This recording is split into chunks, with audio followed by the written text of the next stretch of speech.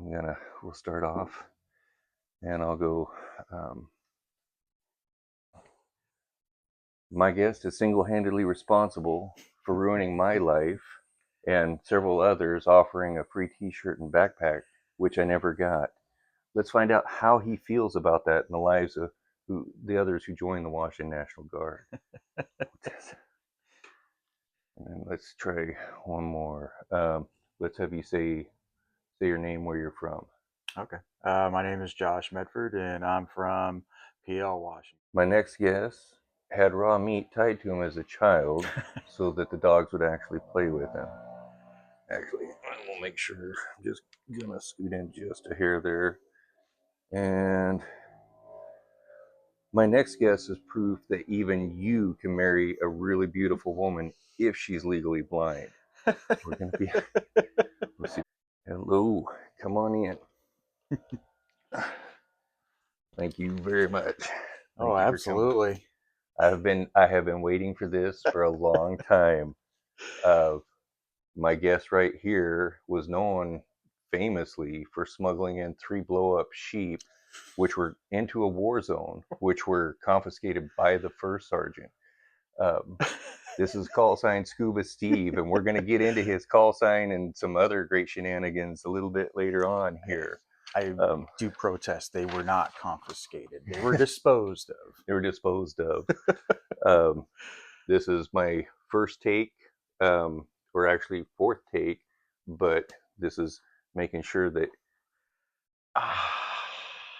Yeah, I think we got him. I Damn think it. we got him. This is a never-ending saga. My guest served over 20 years in the Washington National Guard. He was one of the first soldiers that I ever met coming into the military. We're going to cut that out. We are, because I actually never made it over the rank of specialist.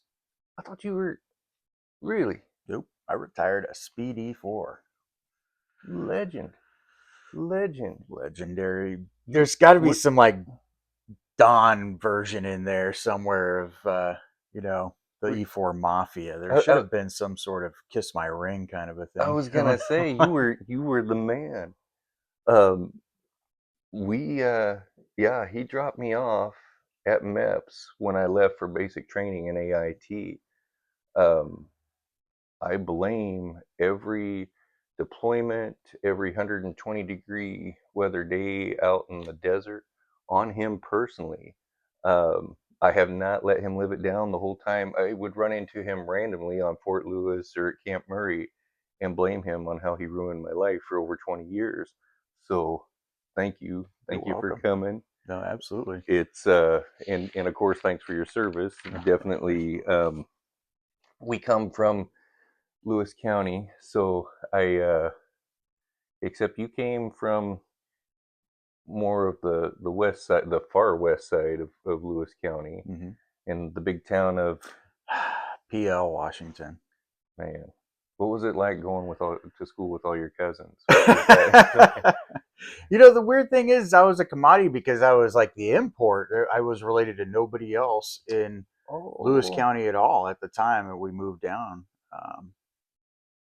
My dad was a park ranger, and I spent my entire life growing up in state parks. But I was born in Olympia.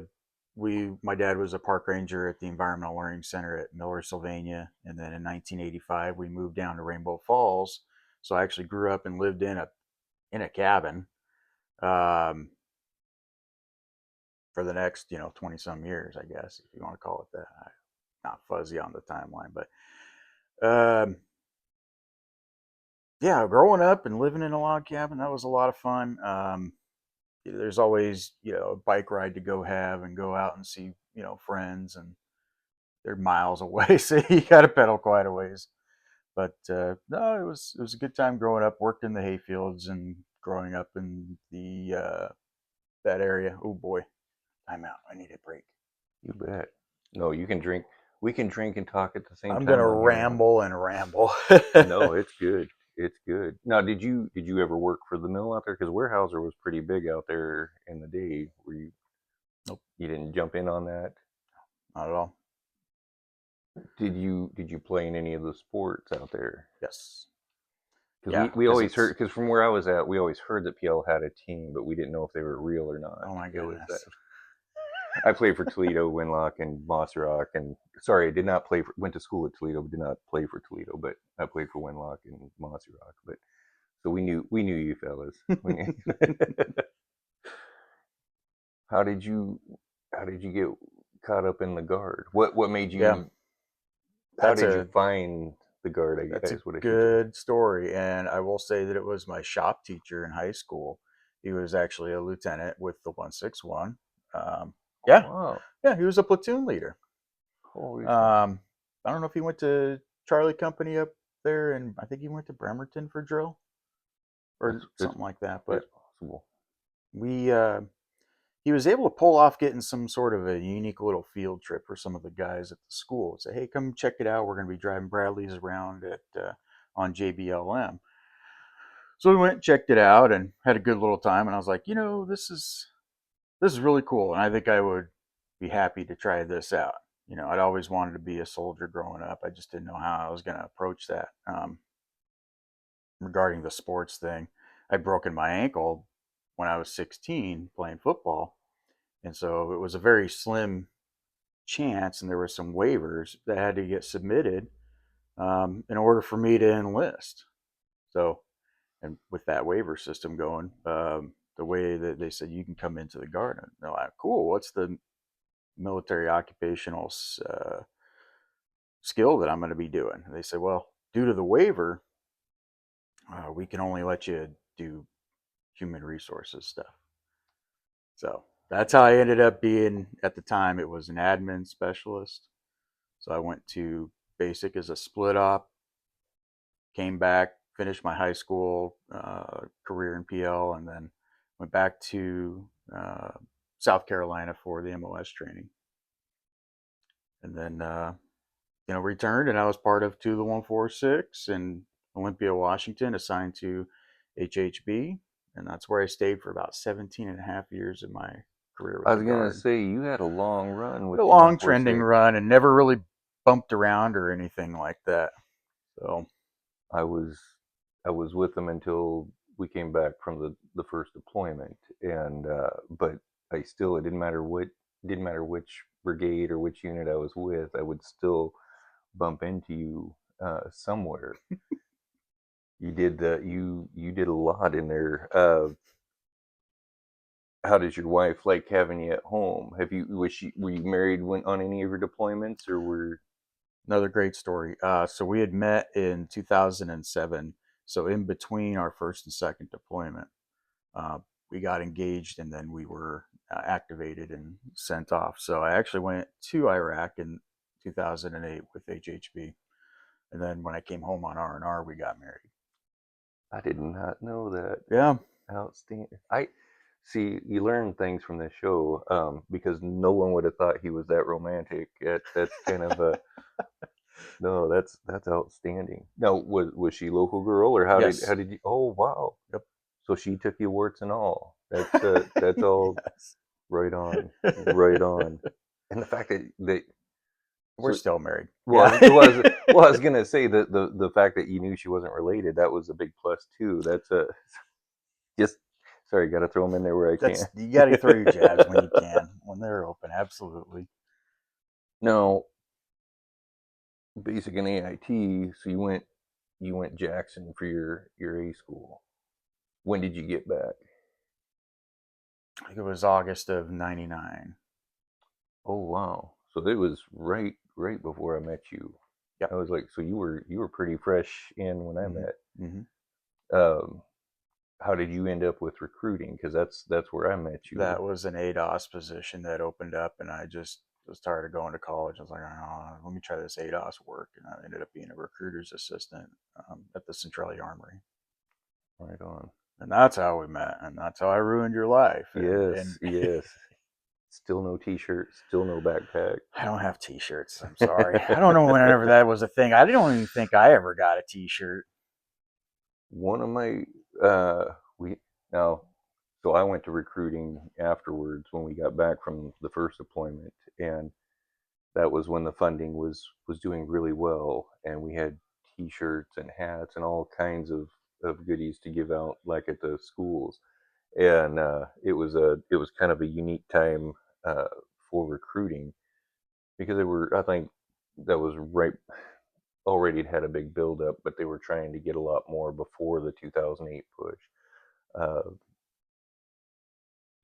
it was interesting hearing the stories of the recruiters from your time and before, and how they used to struggle just to get a GSA. Had to be very careful with how they went to the schools or how they used it to go back up to Camp Murray, to the point where, like, no, we've got plenty of GSAs. Get out to those schools. Get out to the community events. Um, that that just kind of was interesting watching how the guard has ebbed and flowed with the recruiters. Now, you were there for the my first drill with you that I remember coming to, and this is when this is before I've left for basic training. I'm still going to the recruit sustainment drills, RRB drills, and I meet you again in Fort Lewis as they're firing the howitzers up at Fort Lewis, which was really impressive. But by the time I come back, my first AT, I believe, of 2001, those guns have been retired and the Paladins have been introduced. Is that the year that we were fielding Paladin? Yeah, I was like, what was that? You because you were field artillery, for a couple years by then. What was the emotions like for the soldiers through that process? Were they excited I about think it, I or remember folks being pretty excited. I mean, I didn't really leave the talk, and it was just seemed like we would transition from one kind of a modular tent setup to another. Uh, but I do recall when we were doing that transition, that was a long AT. I think it was a big 3 weeker, yes, yes, it was, and and I remember that well too. I think that summer I actually came down prior to that as a like a volunteer, um, just doing an extra AT, and I was with the brigade. you you volunteered? Right? Yeah, I Wow. 20 years of being in the guard, and I really went down and took some notes, and I was like, I spent a year of my life in YTC. Drill dates, ATs, pre-mobilization trainings, extra ATs, training. It's like 100, 365 days, and yeah, come on, come on. Yeah. I'm going to take a slight break. Hey everyone, I'm just hoping that you can take just a few seconds and push that little button to like and subscribe on my channel. It'll help raise awareness of what I'm doing, and hopefully it'll kind of raise awareness and pique the interest of some of our other fellow soldiers that they might come on and share their story too. Thank you so much for this journey. Stay salty. God bless. And for you vets out there, thank you for your service. Right on. You're going to help give me the best editing practice I've ever had I hope so. on because man, mm, now let me get back to at the time that you dropped me off at MEPS, and this would have been in 2000. Some of your last words to me were that, hey, we're on rotation for Bosnia. What was going through your mind at that time? That, no, this is before everything else we experienced. Bosnia was a pretty big deal at the time, Yep. and we were. I know that rotation got canceled by the time I came back, but that was on my mind the whole time I was going through basic training AIT. It kept me very focused on my training while I was going through it. So I didn't look at it as like, hey, I'm just going to wing it and get through this. I had very specific reasons for wanting to be uh, the best tactical soldier that I could through that process because I believed that we were deploying as soon as I came home. Were you feeling any of that anxiety or any of that stress on it, or Not particularly. Um, Well, yeah, and that just, boy, I totally forgot all about that. That was nuts. Because then soon after, I think we were just kind of ramping up that training, I believe, and until, oops, I'm sorry, I didn't mean to do that. Um, what was it until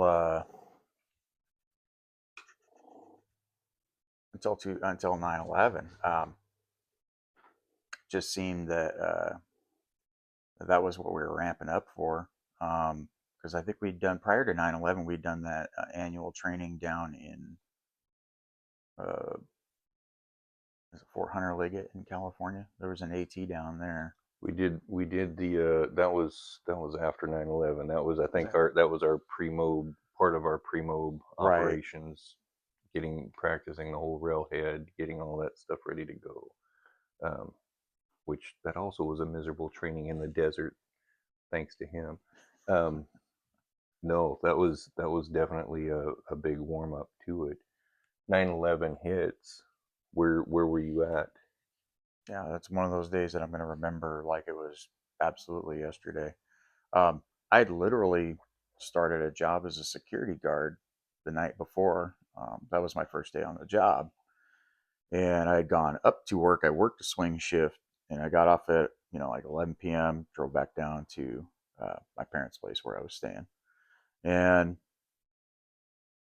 got up the next morning. Kind of looked up, a little groggy, a little tired. And I'm like, oh, geez, I was 20 at the time, and I looked up at the TV and just seeing the second tower coming down. And I was like, what's going on with they demolishing those or what? And I didn't understand at the time. And then my dad had come in and said, hey, two planes just hit the World Trade Center. I was like, no, that's scary. And then I didn't really put a lot of thought to it. But it's like, all right, well, time to go to work. So I went to work and I listened to the radio all day and everybody. And it just seemed like a day that brought a lot of people together. Um, and it was still kind of not pre-internet, but it seemed like you relied on a lot of your media with just listening to the radio. So that's what I mean, I was kind of a bored security guard anyway. I was sitting in a truck listening to the radio all day, so it's like, oh, but it was interesting to hear all these folks that would call into this talk show and talk about how they were feeling and what we were experiencing as a country. So Do you remember getting the call to activate? no, no, I don't recall that one, so to speak, but I do recall immediately after 9/11, um, that would have been that October drill. It was just everybody was so amped up at the Olympia Armory. And yeah, there's a lot of emotions running real high, but I remember the first alert, and the people who suddenly, and look, 20, what, 3 years hindsight, I don't have as much judgment on it, but I remember suddenly there were a lot of people who had uh, medical conditions or other things, like, oh, I need to get out, I need to get out now. mm-hmm. And that was tough for me. um, I was Because you're just I'm like, you're you could expect at that point to go, I'm probably going to be in this enlistment alone, good for one, two, or two tours. I don't even think we are at that point established. Well, how long are we going to be over there? What's the rotation going to even look like? Are we going for 5 years or I don't know, but yeah, I hear where you're coming from. it's when we get to Fort Lewis, what are your parents thinking? I wasn't really paying attention. I was more focused on what we had going on and us getting ready because we don't know where we're going as we're doing this train up. Did you find that frustrating at all? Because for the first part of it, I mean, there was that, because it was OIF, OEF that our orders were for. Like, were we going to Iraq? Were we going to Afghanistan? then we end up, uh, well, no, some of you are going to Saudi Arabia, some of you are going, where were some of you, like myself? I ended up in Kuwait.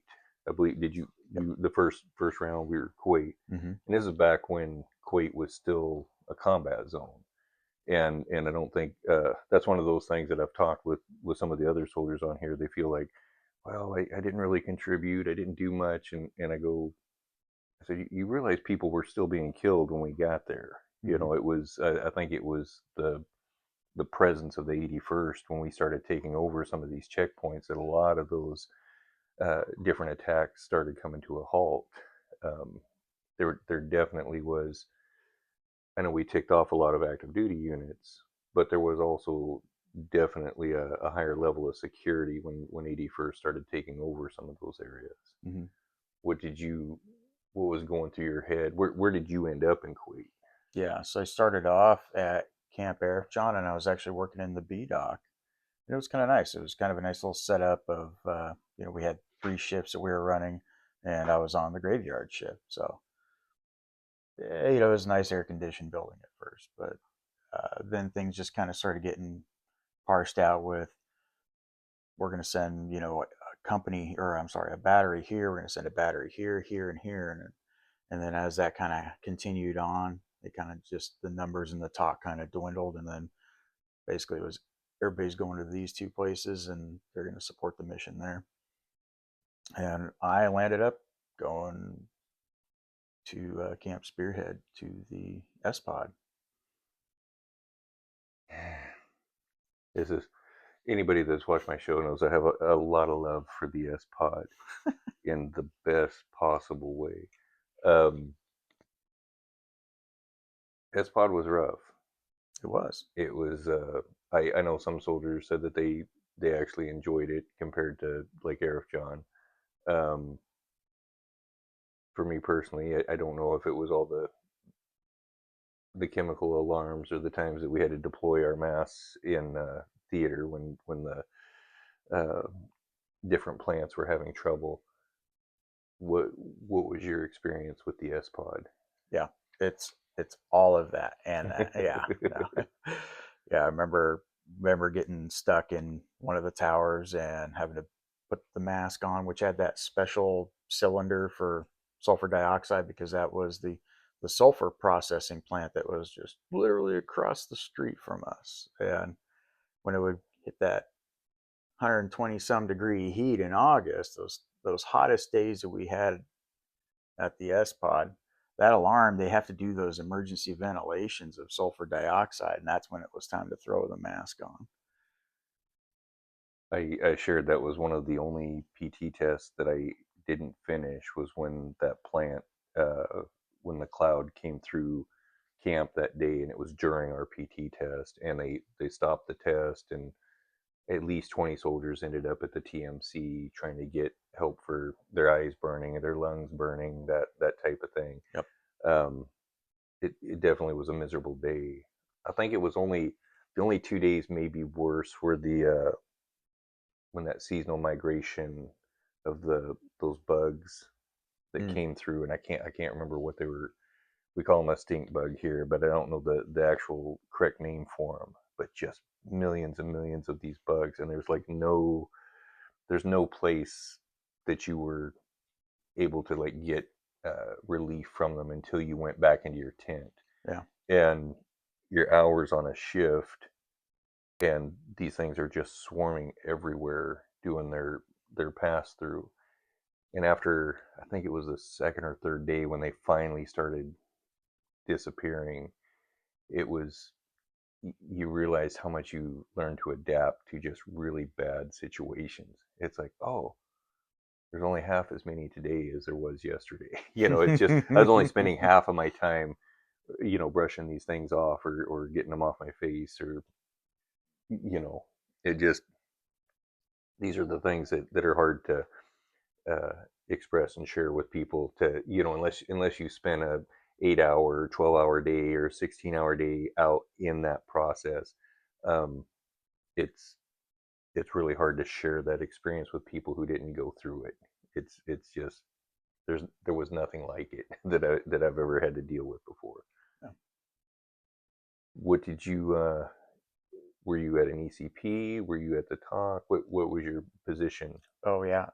So I was kind of just the one of the extra guys, and I got assigned initially to a team that was covering the San Francisco gate, which was the gate at the furthest out of the perimeter of the S pod, up against that was that Seven Kings Highway, just right out there. Were you there the night of the drive-by? Yes. Okay, Yep. please share that for our guests. I was kind of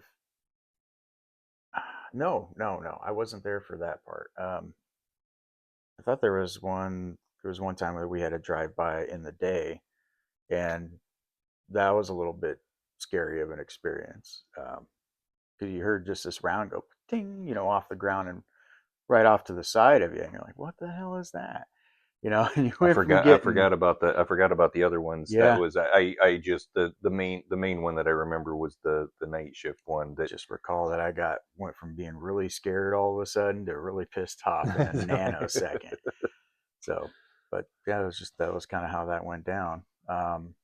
After that, I think we reorganized a little bit, and then I was assigned over at Kansas City, which was the main serpentine entrance into the S pod itself. Remember Kansas City Gate? Yes, I Yeah, do. I had that for a while when I was there with well, would have been like Adams and Losi and a couple of those fellas. But yeah. that was after we were QRF, came to the S pod, had that, but I was kind of in a few different places. I think I finished at KMB, um, but it was, yeah, it was not a fun gate either, because that's where all the when the TCNs would come in and you do all the searches for the Mm-hmm. bombs, for the cell phones, Mm-hmm. for the um, it was interesting because you're always checking for that unexpected. I mean, I remember at Arif John, they said that when Arif John had got hit, when the DFAC had got hit before we had been there, um, they had explained that one of the insurgents had been using rocks to help with his pace count so that they could walk in the mortar into the building. Mm. And so we were just always kind of looking for odd things like that. Did you have any hairy experiences on that? Just the one time with when I was working on that Kansas Gate, we had a guy who came in, and the rule is no cell phones past this point. But this guy had actually we'd searched his vehicle, and I think he was some sort of a contractor, or a courier of some sort. Um, but he pulled his cell phone out as he was getting ready to get into his vehicle to drive on to base, and it's like, whoa, whoa, whoa, whoa, whoa, no, no, no. And I went up to the guy and I went to take the phone out of his hand, and just courteously remind him, like, hey man, you can't have this and go into the base. But he slapped my hand away, and at that point I was like, okay, well, I drew my firearm and put it, pointed at him, because that was kind Yeah, of like you're really going against my, you got the hairs on the back of my neck going up. I watched the Kuwaiti military as we were coming to Arif John one time. Somebody not do that, not give them the cell phone, was on it, and I watched him actually punch the driver and take the cell phone away from him. Mm-hmm. I was like, well, they're not playing here, because the cell phone was the easiest way to help either detonate or send information of what you're seeing inside. Mm-hmm. Um, Also, a great way to make a signal to track. But we, one of the things that uh, the fellows were sharing was it wasn't that we were necessarily in danger all the time. It was that monotony of the days, the length of those days, the heat of the living groundhog day, day after day. Yeah. What did you learn in that experience? What made you? What were you thinking of after doing, you know, because I know some of those shifts were ridiculous. What were you thinking? Day 30 without a day off. Um, what was going through your mind? I don't know. It was a great, it was kind of nice just getting up in the morning, going and doing PT, then go get ready for your shift, you know, all of those good things. But you had to invent ways to keep yourself busy. You had to invent things to keep your mind off of the monotony. And that's kind of where we came up with. We had the little Motorola talkabouts, and Rory Losi and I would converse and kind of flap our gums at each other back and forth across the net. Well, they didn't have, it wasn't like the official radio. We had one of those on all the points, but this is just our little internal comms, but they're not internal because it's, you know, the Motorola talkabouts. Everybody within 2 miles is going to hear what you got. And we basically took our boredom and we developed a radio call-in talk show, and it was called the Dirk and Scuba Steve Show. That's where it came from. I always wondered where. I was like, what got the start of that? Because I love the because there was pictures of you somewhere actually with the goggles on. Yeah. I was just kind of curious. I always wondered when that got started. Because believe it or not, there are two Scuba Steves. You were the 81st Scuba Steve, and then you got Jeff Kelly with 66 Aviation. I think it's 96 Troop Command Aviation now, something to that effect. And he was famous for basically sinking a LMTV during a flood, um, pulling it out into the water and not being able to get it out. Oh no. And yeah, he did almost as much damage as I did to the Hemet for cost wise for getting it repaired. Um, but when somebody asked me about, oh, do you know Scuba Steve? And I said, oh yeah, I deployed with him at the beginning. I was like, I don't remember him going on that mission. And we realize, oh, you're talking about the other guy. I'm talking about Josh. That's awesome. How did you stay? Do you stay in contact with the guys that you deployed with? Not as much as I would have liked. Um, Partially, you know, that's my fault. I've been kind of becoming a hermit. Now, is it your fault or is it because now you have a family to focus on and actually build up? You know, family, career, yep, all of those things, and they just, I don't know, I'm exhausted by the end of the week and just kind of lay low. I I'm kind of excited for you guys that like came back and built families. I think that's awesome. A lot of us lost our families after that first deployment, but Yeah. but I was always excited for, especially, and I'll say you young ones, when you came back and just started building families, having kids, starting new careers. Hmm.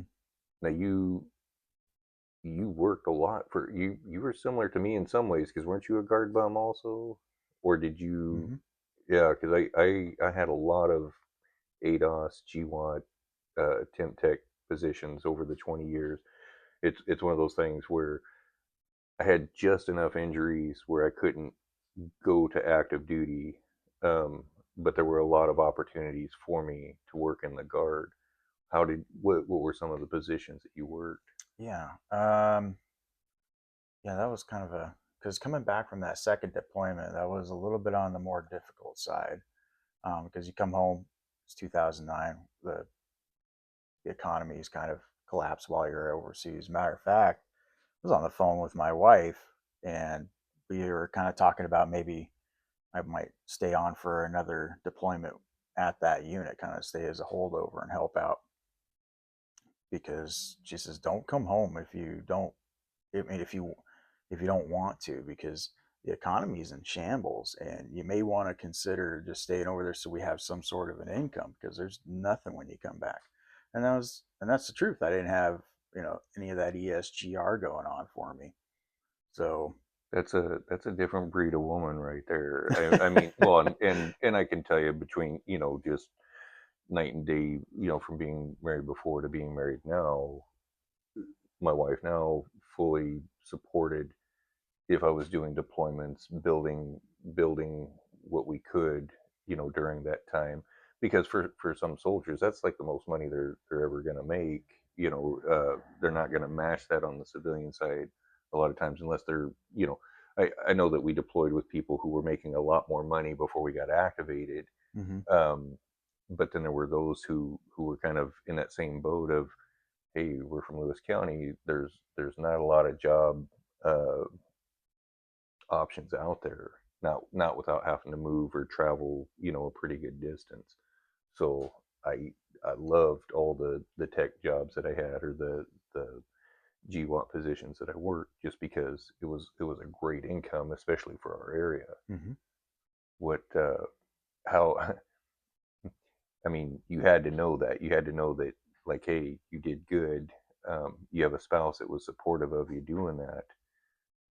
How did you feel though about staying on one more rotation? I wasn't looking forward to it at all. I was ready to get home and get back to life.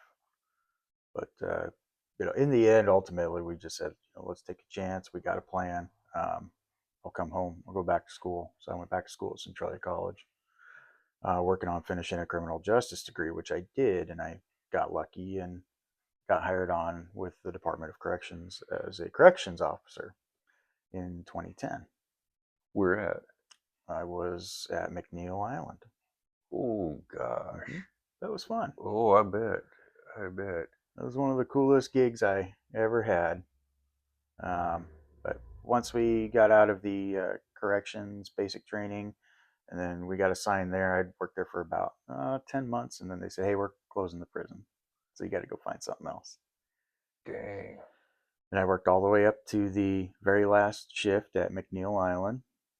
Kind of metaphorically locked the doors on our way out and shut the power off. And then I was honestly thinking I was going to the unemployment line the next day, but I got a phone call to work corrections down at Cedar Creek, which was a little bit closer to where we lived in Lacey. Yeah. So went and worked there for about a year. Did a lot of on-call work. It was kind of difficult because it was kind of a feast or famine. They just closed the prison. They'd moved a bunch of permanent officers to places like Connell or out at Stafford Creek out in Aberdeen. A bunch of folks I know went up to Monroe Correction Center, but I didn't have a didn't have a leg to stand on. I was an on-call officer, and just kind of figured, well, you're not a permanent employee. We don't have to find you any work. So I went to Cedar Creek and worked there as an on-call officer.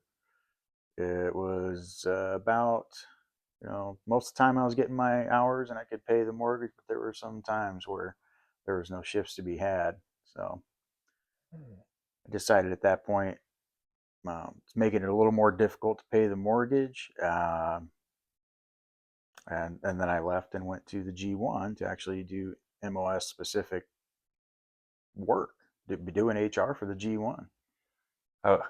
Because I'm one of the few that in the guard that actually got to do their MOS as a, on the technician side. I was fueling for years at Gray Airfield. What did that feel like on the guard side, being able to actually do your MOS? It was great. It was a big learning curve too.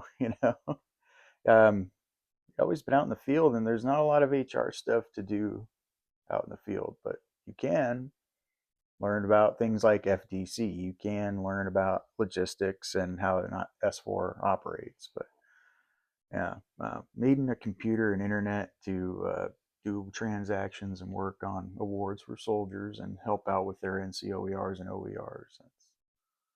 That's not exactly a field specific task. So But it's also one of those detail positions that, because things like those awards is this is one of those pet peeves that I go off on, is you have a lot of NCOs that really aren't taught to do those awards and to do those counseling statements, and there's always those challenges of especially when you only have the soldier for 2 days, 2 to 3 days a month, mm-hmm. and 2 weeks in the summer for their training. Those awards, and a good counseling or a good NCOER makes a difference for promotions on the guard side. Way a lot, probably as much or more than it does on the active duty side. Because on the active duty side, I think you have a really good way to determine, hey, is this soldier going above and beyond board? Or they, you can really knock off the achievements they've done in a year. But on the guard side, you really got to be paying attention to what's going on. And did this in the 24 days that we had this soldier, or 40 days, let's say, that we had this soldier over the year, were they doing the things that were necessary to be promoted or to show improvement? And so if you don't, I've seen so many awards kicked back, or those are promotion points for the Agreed. soldier. um, did you feel like you were able to actually contribute to that at that point? Were you Yeah, able were you able to help other soldiers with their packets at all? absolutely. No, once I kind of got to knowing what it was that was required to be able to make it, you know, get submitted and added to their 2-1, or it was a, by the time we retired, it had been changed to an ERB. Oh yes, Yeah. yes. Um, Man, I can't believe I already forgot that, because I still call it 2-1, but I forgot it was ERB by the time we got out. mhm. When did you retire? I retired in June of 2018. Wow, so you were gone before me. I was thinking that you got out after me, but I knew you were in before me. So you did a straight 20. Same, same. Yeah. So I was. thank you for my 20-year letter. I'm going to go home now. What was it? What did you What did you do that first drill weekend that you didn't have to go? I think I woke up late and drank coffee and just said, "Wow, this is nice." And it's going to be like this every weekend, you know. See, I made a little video of myself going fishing, and I sent it to everybody in formation that morning. No, it was a good. I think that's another one of those things you appreciate once you get out, is having those weekends, because I don't know how many Father's Days we were out in the field, how many family events that we missed because of certain trainings or deployments, that type of thing. So I do really appreciate some of those events now when I go to them, because it's like the Army's not keeping me from this. My service to my country is not keeping me from being able to attend these events. So I appreciate that a lot. At the same time, it really makes me respect our fellow soldiers. Because you and I know what they give up on any drill weekend, on any deployment. Mhm. Um, were you when you got did you have a plan when you got out? Like, did you already know what you were going for? I was working for the Department of Social and Health Services at the time, so I just thought it was a nice closure to a big chapter of my life, and just go, okay, well, I got weekends to myself now. But Oh, so uh, you went to that? Okay, so that I did not know that you had went to there before, because when I last time I'd seen you, I believe you were still working either like ADOS or tech. attack. Tech. Yeah, yeah. No, I didn't, because I just didn't want. I didn't see myself sticking around working as a Fed tech for the next 30 years and having to maintain that guard membership, because it was a dual status technician position. So I'll find something else, and I actually did. I left the position at the G1, and then I went to work at Western State Hospital. Wow, wow. Yeah. You've had Monroe Island and Western. Holy smokes! For those that are not Monroe, McNeil Island. So our folks that don't know, McNeil Island was a notorious prison for where a lot of our state sex offenders were sent. Um, Western is where a lot of our mental health population, the most serious, most severe population, are sent to hopefully get stabilize recovery Hmm. or spend their days there until the end. And so you've danced around some pretty rough positions. Uh, Yeah, how was now was there like a relief when that was done, or tremendous. Yeah, yeah. Actually, there were days where I was more scared going to that place than days in Iraq. yeah, Yeah, you definitely had some weeks working up there where you didn't feel like you were going to come home in a as a whole. So it was a I have known enough because I also work in the mental health field, and in my time at the Lewis County Jail, we had a lot of folks that would go back and forth, either going to Western or coming from Western, and so I know it's a whole different level of client that you're working with in yeah, that case. Did it did it cause you to take any psych classes or to work on, well, because you'd already had criminology. I mean, yeah, did you think it enhanced any of your future decision making absolutely. plans? Yeah, learning to work with people who are having mental health crises and gives you a good little perspective to step back and just kind of be understanding of what it is that they're going through. How did you deal with coming home from either deployment? Not well, not well both times.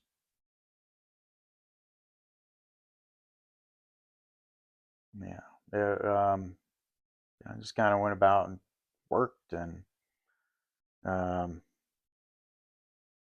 just had some bad days, had some worse days, but otherwise, a lot of the things that I did was kind of self-inflicted. And if I didn't find my wife, I don't know, I'd probably be dead in a ditch somewhere. I think a lot of the fellows have shared the same.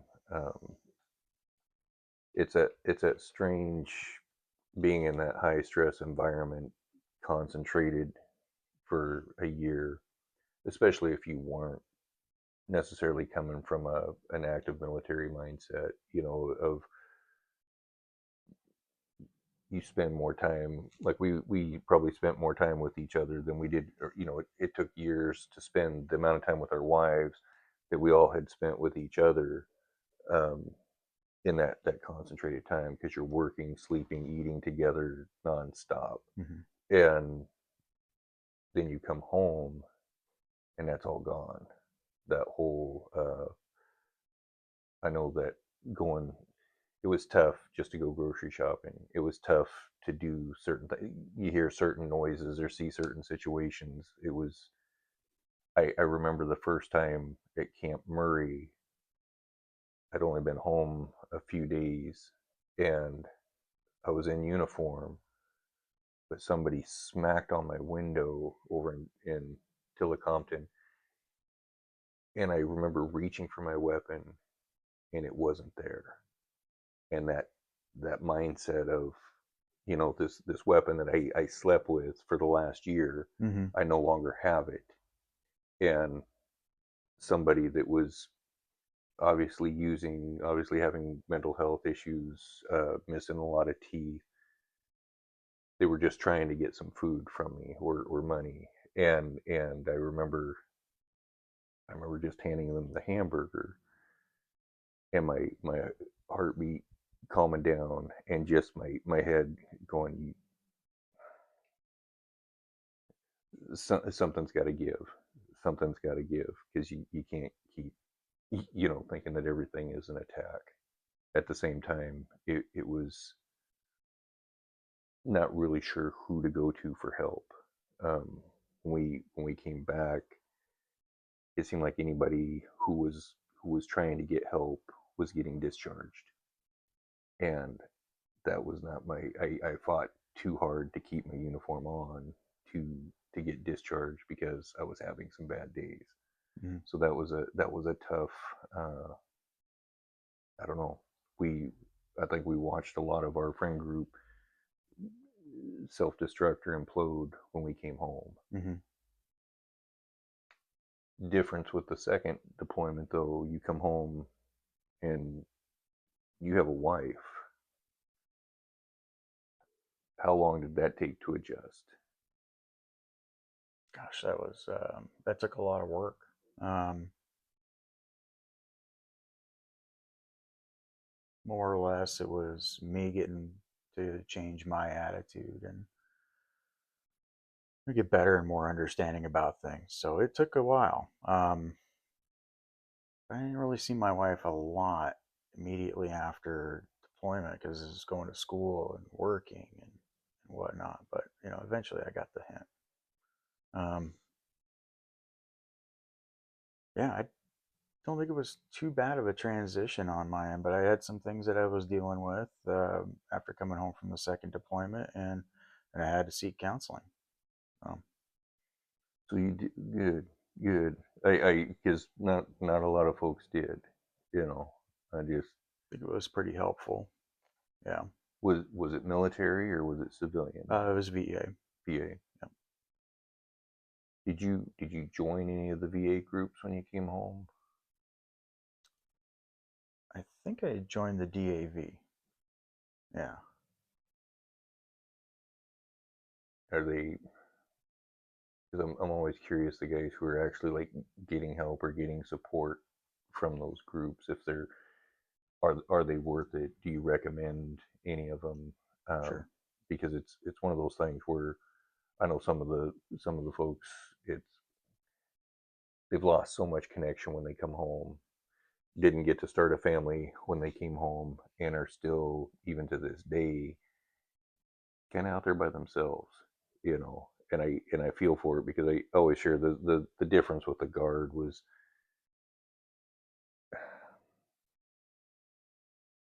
it's not like on the active duty when you come back and you're all at Fort Lewis still, doing your training and going back to just doing your day to day job. We come home and we're scattered to the four winds of the state. Some of us might not even live in the state. And so just to do a buddy check is kind of difficult. Hmm. You can't just drive over 15 minutes and see a, um, sometimes it's a few hour drive to come see a friend. Yeah, Uh, was there anybody from the unit that helped you or kept you in check when we got home? and I'd have some conversations with Johnny Barron while he was Oh, still around. Yeah. yeah. Um,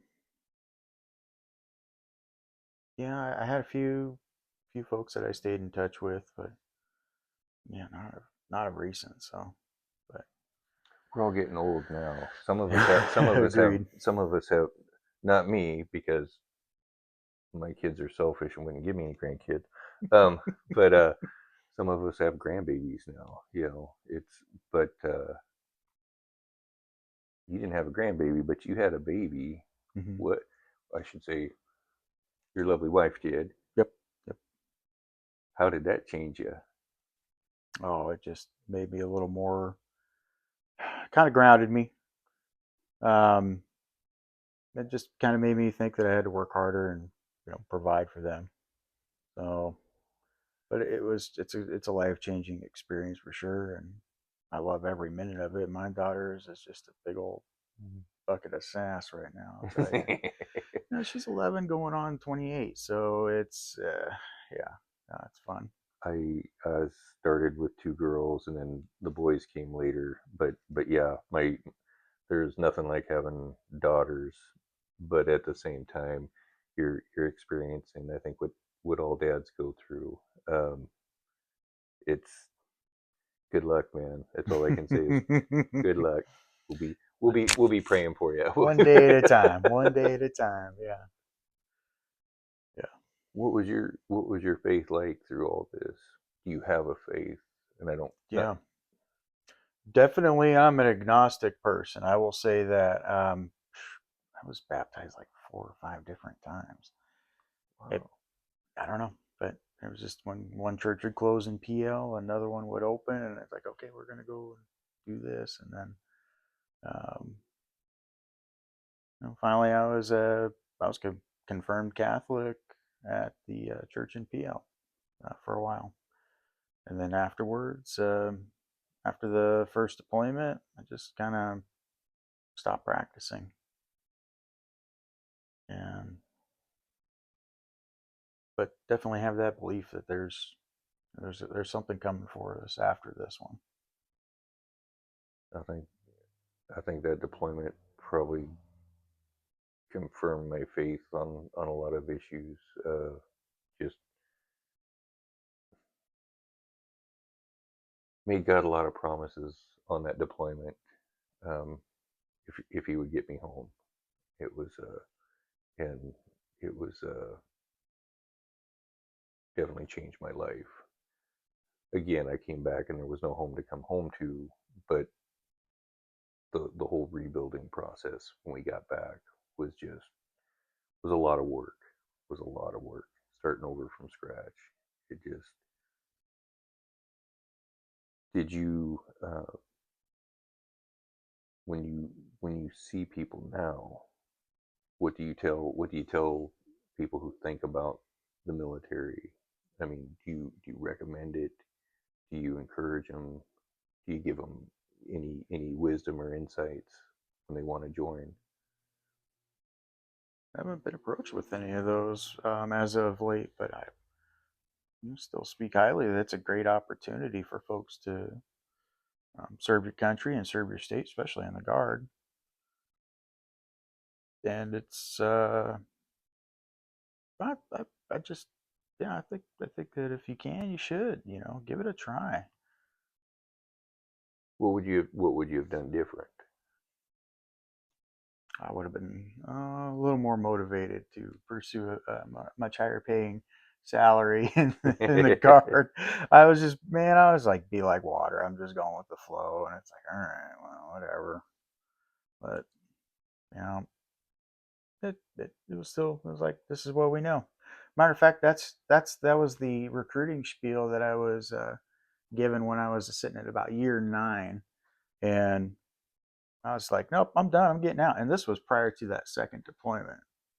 Um, 9 years, this is a great place to call it, because otherwise, if I stay another year, I'm going to feel like I'm on the downhill end of it. And yeah, Staff Sergeant Steve Godwin came with me. He's like, listen, Scuba, you're going to go sign that paperwork. I'm like, why? And I said, no, I want to get out. I want to test what it's like to be a civilian. He's like, but brother, this is all you know. And I'm like, okay, well, you're absolutely right. So, so I went and signed the dotted line and got my bonus and took that bonus money and started going back to college again. And that's how I met my wife at college. Wow. Not at a bar, uh, Nice. not in an insane asylum. So, although I would come to be employed there later on, but yeah, that's really it's Steve Godwin's fault that I met my wife. So, Wow. So Steve, we're on camera. We are blaming you for this situation. Um, actually, she probably is because that's probably the best thing that happened to him. absolutely. No doubt. Now, what is like? Maybe one day your little one's gonna be watching this. Maybe tomorrow or the next day your little one will be I was watching like, you this. got a lot Depending, to edit. You yeah, ain't pushing this out tomorrow. I got a lot to edit. Um, there's yeah, we'll try to make it family friendly. What would you want your daughter? What would you want your wife to know about your time in the military? Because it's you mentioned Johnny Barron. I told you about Jim Clinton. Both brothers in arms that have passed that are no longer with us. What in your military story would you want them to know about your service? My wife got to experience a lot of the services that I was doing. Whether that would be, because I mean, geez, we'd been together for only about 2 months, and we had the December floods of 2007. It was a great opportunity. I was working ADOS at the time because we knew we were getting into that pre-mobilization. We would deploy to Iraq in August of 2008. So they did have some money and some funds, and I did go over and work ADOS as part of the pre-mobilization team. But that was a fun 72 hours, but pretty pretty difficult to deal with. Because we did get into being a rapid response force where we got into LMTVs, a bunch of us, and we went out to SATSA, tried to set up an emergency operations out there. The river was cresting up on the bridge going over to that SATSA the The nuclear nuclear site. plant, Yeah, the yeah. nuclear plant. Oh, That dang, was yeah. initially where we were going to set up our emergency operations center, but it crested so high, and they said, no, we can't do it here. So we had to repack things, run back out across back to the Montesano it'd Island. be the north side of the river, Oh, gee. and then yeah, we went over to Montesano and set up operations there, and then I spent 72 hours with barely any sleep, running around, helping people out, going and helping set up the Red Cross shelter at the Elma campground, or not the campground, but the fairgrounds. And boy, that was such a rewarding time to be able to get out there and help the community. But long days. And but my wife understood, um, and she supported me throughout. Would be basically the next 11 years of my military career. So she's well understanding of, hey, I got to go do this, I got to go to AT, I got to go this weekend, and just yeah, no problem, go do it. Um, but it was the same with going to the fires in 2015 or 16. Um, did you go to those? I did. I was at most of the fires Where were you at? with aviation, Right, right. so I was So you were usually, fueling helicopters, yep, but where? But like campsites or fire camps, where were you at? aviation. I was usually at the Oh, jeez, hotel okay. there in Leavenworth. Yeah, that, hey, leaving field artillery had its perks. I believe you. Aviation, love you. 20 years of this, and I never made it outside of the 81st. I tell you what, George Brown, Sergeant Brown, Yeah. was Staff Sergeant Brown. Um, he's who kept me in. Him and my wife, because I had that same moment where I was like, why am I staying in? I didn't get I aged out, couldn't get my commission to become a chaplain. Um, was pretty upset, pretty disappointed, in that process, and was going to get out, and they said you've got 6 years left. Why are you going to throw that away? So I stayed, ended up on another deployment, but I'll tell you what, between the, gosh, was it the, ooh, I want to say there was an '06 flood, the '07. Of course, I lost my place in Chehalis in the '07 flood, but I was working with aviation, and they took me up to Olympia, and I fueled our Chinooks and the FEMA crew during that. Um, was at several of the fires. I was used to the fires in the sense I had worked for the Forest Service back in '88. Was on the fire crew then, but it was different not digging fire trail, because now I was running fuel for the helicopters, constantly either going to Wenatchee to pick up fuel or clear back to Spokane or wherever we could get it, Mm-hmm. to fuel our birds. And it was it was impressive when I saw all of you on the, I want to say it was was it 2015? It was before we deployed. So I want to say somewhere in that time frame, maybe it was 2016 after we got back, but seeing all the 81st guys in the LMTVs wearing the same outfits I used to wear in the Forest Service, Yeah. watching you all go out to do fire trail, and it was nice knowing that I was a part of that. It was nice knowing that we were some of these community, because the '07 flood, there was over 600 of us that lost our homes. It was between guard units helping with the fires and with the floods, the Oso landslide. um, I always felt honored to be a part of that Yeah. process. I don't care if it was just helping load up, water onto a truck, or helping helping get the birds fueled so they could drop one more bucket of water. Anything to help, because those communities, they would see us, they would know we were there. It was. Um, I remember talking to one of our soldiers. She was on the Oso landslide, and just explaining that whole respect and honor of every time that they would recover a body or find a body in there. I was proud that we were connected to those people, and that we were serving our communities. Mm-hmm. The things that I joined for, Yeah, I got to do. I absolutely. got to do. Um, because I remember when I first met you, and our recruiter at the time, deployments weren't really a thing that were going on very much then, and it was all about, hey, first off, you're still young enough to join. I was 30 at the time when I enlisted. 31 was the cutoff, Oof. and yeah, I went to basic training at 31.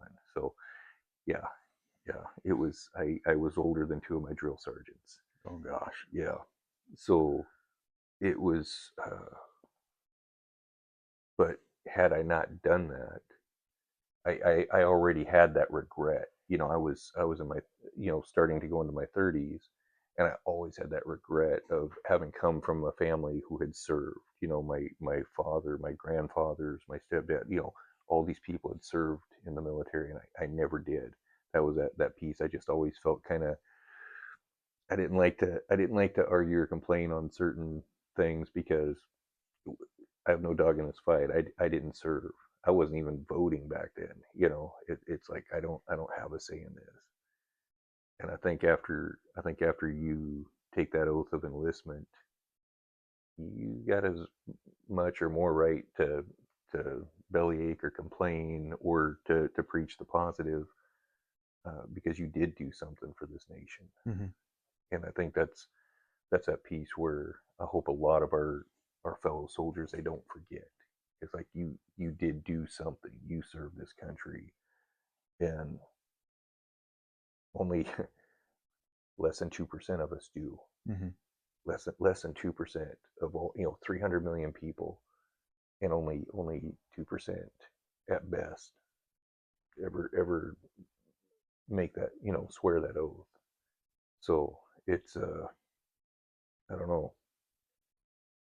I hope your wife and your little one are proud of that. What are you gonna do on the day when she says, "Hey, Dad, I'm thinking about joining"? Mm-hmm. Are you gonna say, "Proud of you. Make sure that ASVAB's high enough for the Air Force"? Or are you gonna say, or are you gonna be true and say, "Go guard"? You gonna Yeah. what are you gonna do? No, I'm going to support her in whichever decision that she makes, and whatever branch that it is. It just, I think it's important that we serve. So regardless of wherever she decides to go, we've actually had a little talk. She's like, I'm considering it, and I'm like, you're 10, you know. But if you got a bug to do that kind of service to people, go for it. Do it. That's awesome. Yeah. Life now. Tell me a little bit about what's going on. Busy, busy, busy, busy. Yeah. No, I'm back in school again. So I am working towards getting my bachelor's now. One class at a time.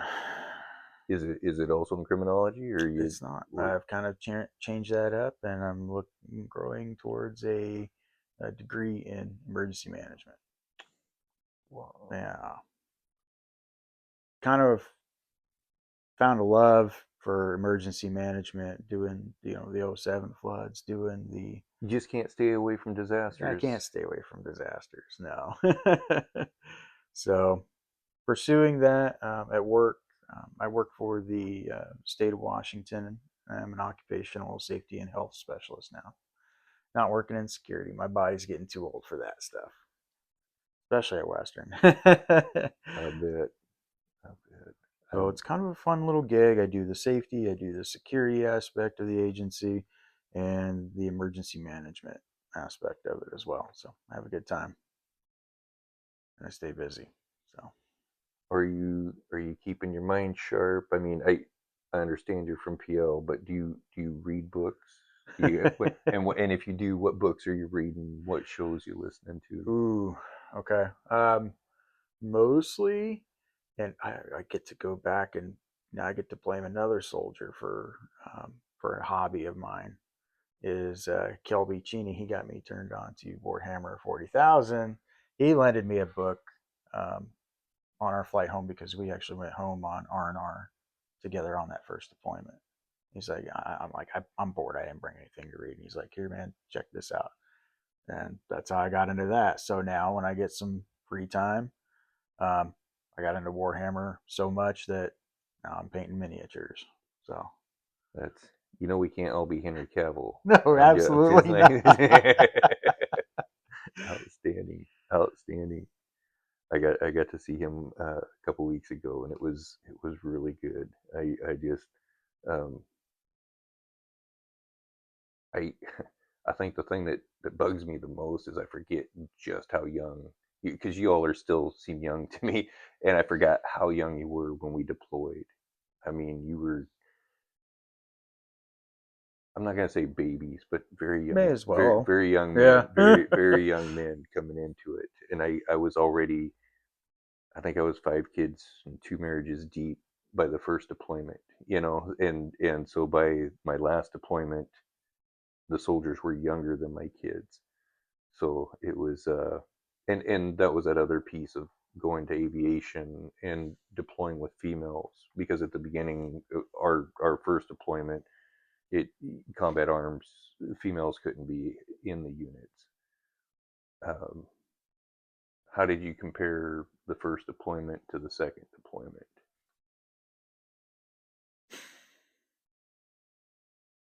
I had a lot more fun on that first deployment.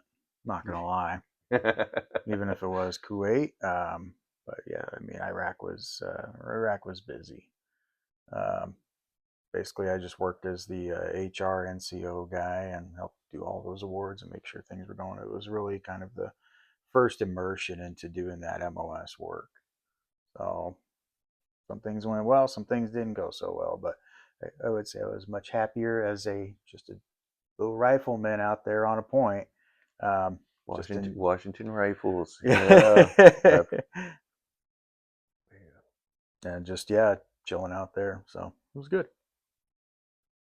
So as we come to the end of the tour, what's what's something that you wish I would have asked you about that I didn't?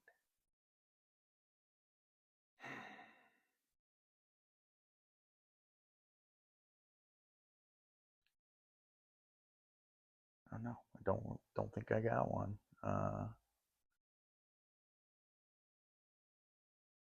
Can't think of anything. It wasn't me that took your wallet. Just letting you know on the last deployment. No, just kidding. Oh my god. Oh, um, well, I actually have something because you constantly remind me. It seems um, every year that you celebrate another year in the army, another year in the army, another day to play in Medford. So just to memorialize it, I got you a little something. And this is my eternal apology for you. Enjoy.